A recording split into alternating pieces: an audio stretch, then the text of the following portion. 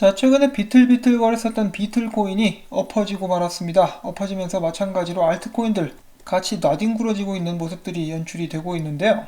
비트코인 한때는 8,100불대, 더 많이 내려갔을 때는 이제 8,000불대까지 떨어졌었습니다. 그렇지만 지금 현재 코인 마켓캡 기준으로는 8,200불대에서 거래가 진행이 되고 있는 그런 상황인데요. 다시 한번 시장이 공포의 도가니로 몰리게 되면서 테더가 시총 4위를 탈환하는 그 모습 연출이 되고 있습니다. 자, 그럼에도 불구하고 쏟아져 나오고 있는 소식들 하나둘씩 정리를 해봤습니다. 첫 번째로 국내 소식인데요. 국내에서는 거래소들이 이 다크코인을 폐지하고 있는, 상장 폐지하고 있는 모습들이 보여지고 있죠. 모네로, 대시, 지캐시 같은 코인들을 한국에서 상폐하고 있는데요. 여기에 대한 반대 목소리도 만만치 않다라고 합니다.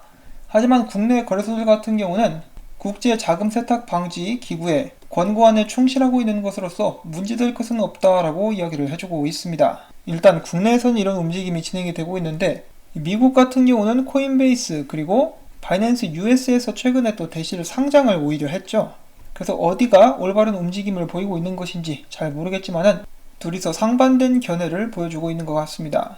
자, 그 다음에 오랜만에 대한민국 내에서 반가운 발언이 나왔습니다. 오정근 금융 ICT 융합학회 회장은 15일 서울 여의도 전령경 회관에서 열린 2019 한경 디지털 ABCD 포럼에서 강연자로 나서가지고 암호화폐가 기축통화와 공존하는 시대가 오게 될 것이다.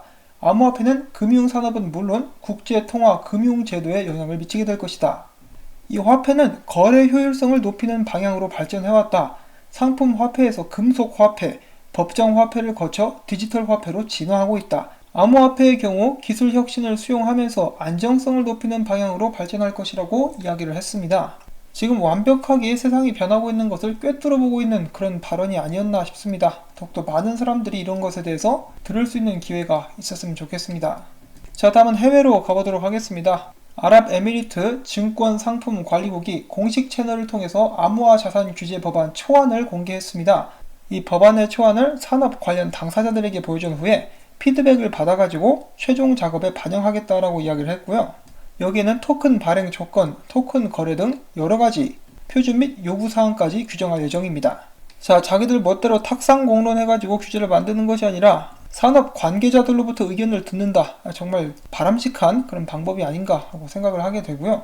다만 마찬가지로 중동 쪽 이야기인데요. 두바이가 국제무역 금융허브로 거듭나기 위해서 블록체인 기반 트레이드 파이낸스 솔루션을 채택했다는 소식이고요. 두바이 상공회의소가 두바이 정부 소유 은행인 에미레이츠 NBD와 블록체인 기반 트레이드 파이낸스 솔루션 채택을 위한 양해 각서를 체결했다라고 보도가 나왔습니다.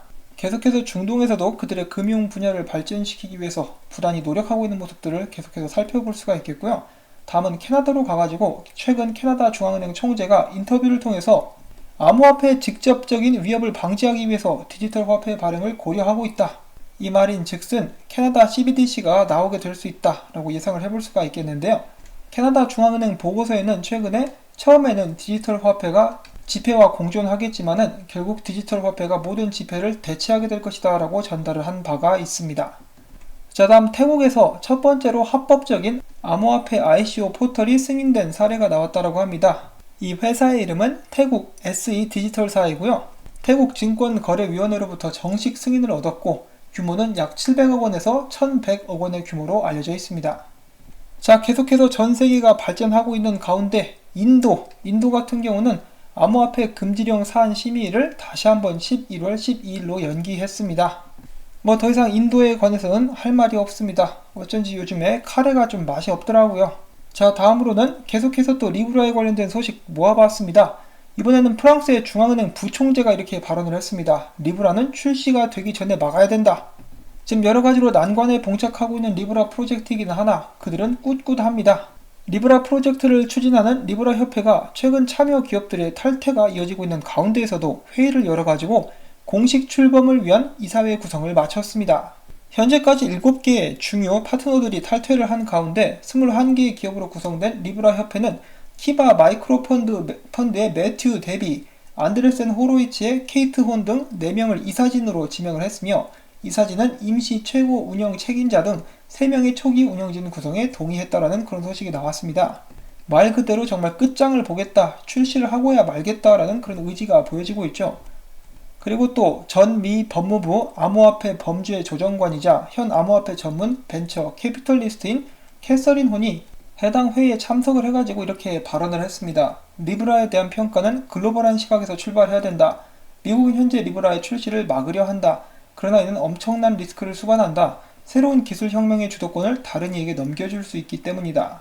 리브라의 목표는 글로벌 결제 생태계와 금융 기초 인프라를 구축하는 것이다. 수십억 인구가 메일을 보내듯이 간편하게 돈을 송금할 수 있도록 할 수 있다라고 강조를 했으나 많은 사람들이 알다시피 이 리브라 같은 경우는 인프라를 만들려는 것이 아니라 새로운 통화를 만들려고 하고 있죠. 그러한 이유로 지금 현재 여러 국가들로부터 압박을 받고 있는 그런 상황입니다. 자, 그리고 이렇게 이 사진이 결정이 되고 난 후에 블룸버그 측에서는 이 이사회 멤버들이 페이스북과 긴밀한 관계를 맺고 있다라고 의혹을 제기했습니다. 특히 블룸버그 오피니언 기고자이자 투자자로 활동 중인 에런 브라운은 이렇게 이야기를 했는데요. 실리콘밸리 이사회는 대개 서로 연결이 되어 있다. 페이스북과 공식적인 관계가 없는 회사라도 비공식적이고 간접적인 유대 관계를 맺고 있을 것이다. 따라서 이사회 멤버들은 페이스북으로부터 완전히 독립되지 못할 것. 이 같은 의견은 CNN에서도 동의를 했다라고 하는데요. 결과적으로 사람들이 우려하고 있는 것 중에 하나는 이 페이스북이 리브라 협회를 간접적으로 통제할 수 있는 것이다. 그러면은 리브라가 출시되고 나서 페이스북은 엄청난 그런 위력을 자랑하는 회사로 거듭날 수가 있다는 것이죠. 국가보다 힘이 더 세질 수도 있습니다. 자, 과연 예정대로 출시가 될지 일단 지켜보도록 하겠고요. 다음 소식들로 넘어가 봅니다. 라이트코인이 8번째 생일을 맞았다라고 하네요. 비트코인보다 한 2살 반 정도 어린 친구죠. 이제 초등학교에 들어가야 되는데 최근에 재단이 재정 문제 때문에 말이 많습니다. 또한 이어서 찰리 리가 이런 트윗을 최근에 또 남겼는데요. 그는 이렇게 이야기를 했습니다. 많은 사람들이 내가 보유한 라이트코인을 최고점에 팔아가지고 이윤을 남겼다라고 지적을 하지만은 이는 전혀 사실이 아니다. 나는 라이트코인으로 번 돈이 없었어도 충분히 은퇴를 선택할 수도 있었으나 나는 라이트코인에 투자하지 않았음에도 라이트코인을 위해서 모든 시간을 바쳐 일하고 있다. 이런 식으로 이야기를 했는데요. 최고점에 다 물량을 판 사람이 이렇게 이야기를 했기 때문에 공감할 수 있는 사람이 몇 명이나 될지는 일단 잘 모르겠습니다. 자, 그 다음에 바이낸스의 BNB 관련된 소식이 있습니다. 그들이 스위스 증권거래소 6에서 BNB ETF를 출시했다는 소식입니다. 해당 상품은 현지 규제 조건을 준수하는 디지털 자산의 상품으로서 투자자들에게 제공이 될 것이라고 하고 있고요. 좌우장평 같은 경우는 이에 대해서 해당 상품이 전통 금융상품 투자자들에게 디지털 자산을 노출시키는 데 도움이 될 수 있을 것이다. 전통 금융 인프라를 통해서 유틸리티 토큰의 새로운 규제 유형 자산을 선보이게 될 것이다 라고 설명을 했습니다. 자, 그 반면에 BNB에 관련해가지고 좋지 않은 평가를 내리는 것도 있었는데요. 바로 와이스 크립토 레이팅스입니다. 그들은 BNB가 증권이다 라고 밝히면서 규제 당국도 BNB를 증권으로 간주해서 이에 상응하는 조치를 취할 것이다 라고 엄포를 놨습니다. 자, 다음은 트론에 관련된 좋은 소식이 한 가지가 있습니다. 암호화폐 수탁 업체죠. bitgo가 다가오는 11월 8일 위탁 관리 솔루션 및 핫 월렛 서비스에 트론을 추가할 것이다 라고 밝혔습니다. 이와 관련해서 bitgo 측은 최근 플랫폼 내에서 트론 수요가 지속적으로 증가하고 있다 라면서 트론의 추가 지원 이유를 밝혔습니다. 암호화폐 거래 플랫폼 크립토닷컴에서 스테이블코인 전문 업체 팩스에서 발행하게 된 금이 연동된 스테이블코인 팩스G를 상장 및 그것과 관련된 이자 서비스를 출시한다라고 밝혔습니다. 최대 8%의 이자를 해당 암호화폐, 그러니까 팩스, 금 연동 스테이블코인으로 받게 될 것이다 라고 이야기를 하고 있습니다. 전 세계적으로 유명한 자동차 회사들이 함께 힘을 합쳐가지고 다음 달 미국에서 현금이나 카드를 사용하지 않고 주차 요금이나 고속도로 통행료를 자동 납부할 수 있는 블록체인 기반 차량 식별 시스템에 대한 현장 시험을 시작한다라고 합니다. 하이패스라고 볼 수가 있겠죠. 참여하는 회사들로는 불자동차, BMW, GM, 포드, 혼다, 르노가 함께 한다라고 합니다. 이오스의 창시자 댄 라리머가 이오스 최적화 블록체인 거버넌스 모델을 제안했습니다. 해당 블로그의 주요 내용은 다음과 같은데요. 프로젝트의 장기적인 이익과 사용자, 참여도를 제고해서 사용자들 손에 블록체인 통제권을 부여해야 된다. 6개의 스테이킹 기간에 차별화를 둔 스테이킹 풀 운영을 제안한다. 이런 식으로 시장 참여자들에게 더 많은 수익률과 권력을 부여하기 위해서 노력하고 있다라고 밝혔고요. 자세한 사항은 이제 좀 더 조사를 해보시면 아실 수가 있게 될 것 같습니다. 자, 그 다음에 하드웨어 월렛 회사죠. 레저에서 한정판 투더 문 미션 암호화폐 지갑을 판매하고 있습니다. 암호화폐 하드웨어 월렛 떡상 버전이 사고 싶으신 분은 제가 언제나 링크를 첨부하고 있으니까 참고를 해주시면 좋겠고요. 그 다음에는 리브라에 이어서 마찬가지로 소셜미디어 토큰으로서 블록체인 프로젝트로서 곤란을 겪고 있는 텔레그램 프로젝트에 관련된 소식입니다. 암호화폐 투자은행 해시 CIB의 CEO인 야코브 베린스키는 최근에 이렇게 밝혔는데요. 지난 9월 SEC가 톤 투자자들에게 토큰 발행과 관련해서 텔레그램으로부터 공유받은 기업 내 세부사항을 요구했다. 이와 관련해서 미디어는 SEC가 투자자들이 공유한 세부사항을 통해서 톤 발행은 불법이라고 결론을 내렸을 것이다 라는 설명을 남겼습니다. 자, 처음에는 그냥 벌금만 좀 밀어주면은 사업하는데 지장이 없을 줄 알았는데 조금 더 알아보니까 텔레그램사에서 톤 투자자들에게 토큰 출시 1년 연장 동의 요청을 했다고 합니다. 1년, 이 굉장히 긴 시간인데요. 여기에 최소 50%의 투자자가 동의할 경우 톤 출시는 1년 연장하게 될 것이고요. 동의하지 않을 경우에 10월 31일까지 투자금을 환급하겠다라고 밝혔습니다. 자, SEC가 생각보다 세게 나오고 있는 것 같죠? 과연 합의가 이제 원만하게 이루어질 수 있을지 저희가 계속해서 나오는 소식들을 들어봐야 될 것 같습니다. 자, 그 다음에 이 사토시라는 단어, 일본 사람의 이름 혹은 비트코인의 최소 단위를 일컫는 것이죠. 옥스포드 영어 사전에 등재가 되었다고 합니다.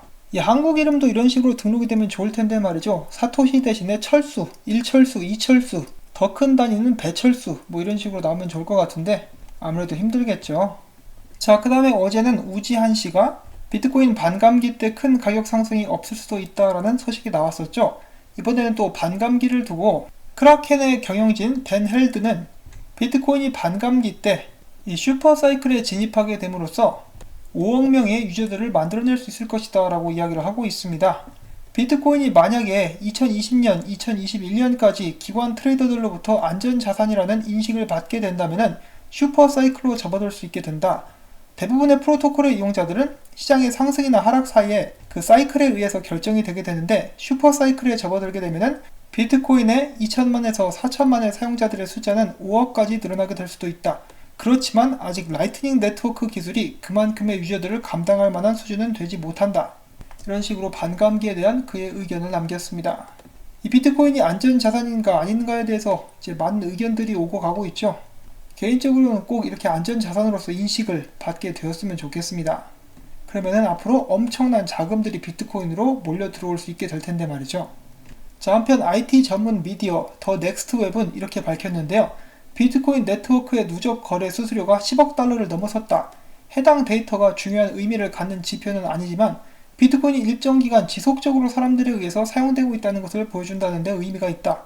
수수료가 큰 폭으로 상승하는 것은 그만큼 네트워크가 많이 이용되고 있다는 것이다.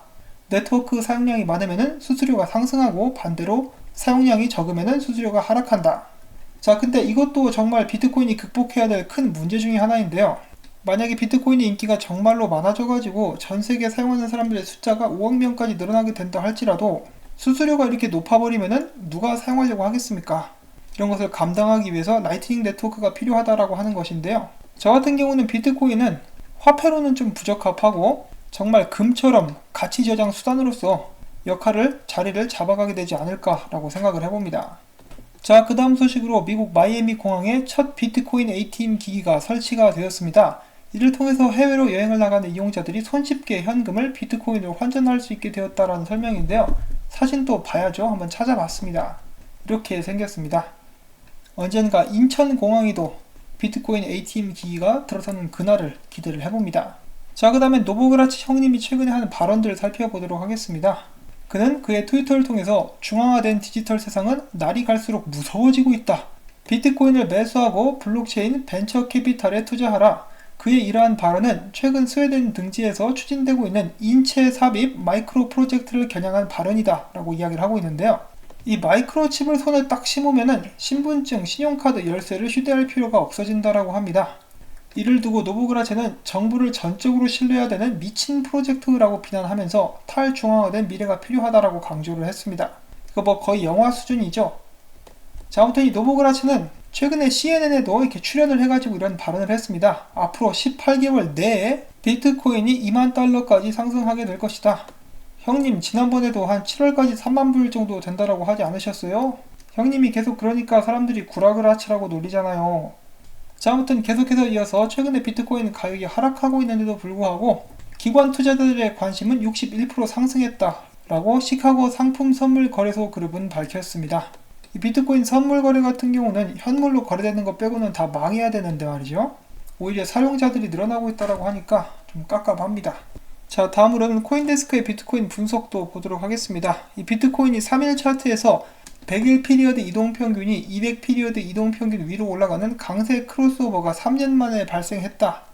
그럼에도 불구하고 단기 지표들이 약세를 보여주고 있기 때문에 비트코인은 여전히 후퇴 위험에 취약한 것으로 지적이 되고 있다라고 밝혔습니다. 비트코인이 최근에 보여줬었던 가짜 상승, 이 8,800불대까지의 가짜 상승도 굉장히 좀 좋지 않은 그런 신호였고, 계속해서 200일 이동평균선 아래 묶여있는 것도 부정적이다. 비트코인이 하루빨리 8,739달러에 자리 잡고 있는 200일 이동평균을 극복하지 못하면은 단기적으로 최근 저점 7,750달러 부근을 다시 시험할 수 있는 위험이 지적이 되고 있다. 7,750이 무너지면은 7,200달러까지 떨어지게 될 것이다. 마찬가지로 많은 트레이더들도 비트코인의 지속적인 하락을 예상을 해주고 있습니다. 지금 여기 보시면은 4시간 봉 RSI가 무너져 내리는 모습을 볼 수가 있는데요. 지금 현재 비트코인은 8,150에서 8,200불대 사이에서 지지선을 하나 두고 있죠. 계속해서 두드린다면 부서질 수밖에 없다라고 이야기를 해주고 있습니다. 이 비트코인이 10,000불 위에 있을 때는 사람들이 비트코인은 8,200불 혹은 7,500불이 바닥이 될 것이다 라고 이야기를 했는데 점점 낮아지고 있죠. 이제 6,000불까지 이야기를 하고 있는 사람들이 늘어나고 있는데, 만약에 비트코인이 정말 6,000불대까지 가게 되면은 제가 거의 장담하건대 5,000불, 3,000불 이야기가 또 나오게 되겠죠. 그렇다면 그런 사람들은 과연 언제 매수를 할까요? 어디까지나 그런 의견들은 참고로만 듣고 각자에게 맞는 이 투자 전략을 세워가지고 투자를 진행하는 것이 더 현명하지 않나 라고 한번 생각을 해봅니다. 자, 마지막으로 좀 재밌는 짤 있어가지고 좀 공유를 해보려고 하는데요. 여기 보시면은 크레이그 라이트 짭톳이죠. 이 사람이 이제 산타클로스 증후군이 있는지는 모르겠는데 이 빨간 양말을 즐겨 신어요. 굉장히 특이한 사람이고, 옆에는 또 한 성깔 하기로 소문난 톤베이스 크레이그 라이트를 응시하고 있는데 전문적인 용어로 이것을 야린다라고 표현을 하죠. 야리고 있습니다. 그러면서 그의 가슴팍에는 우리 모두가 사토시야 라고 이렇게 글씨가 새겨진 티셔츠를 입고 있고요. 밑에는 크레이그 라이트 빼고, 완전 도발이죠, 도발. 너 빼고 우리 모두는 사토시야. 정말 재밌는 장면이어가지고 여러분들에게 한번 공유를 해드리고 싶었습니다. 오늘도 이런저런 정보들을 넣다 보니 영상이 좀 길어져서 바로 마치도록 하겠습니다. 도움이 되셨거나 즐거우셨다면 구독과 좋아요, 그리고 제가 계속해서 이 채널 유지할 수 있도록 광고 시청 처음부터 마무리가 될 때까지 광고를 들어주시거나 재생을 시켜주신다면 제 채널이 하루하루 더 살아남는 데 큰 힘이 될 수 있을 것 같습니다. 다시 한번 감사의 말씀 전해드리면서 행복한 하루 보내시기를 바랍니다.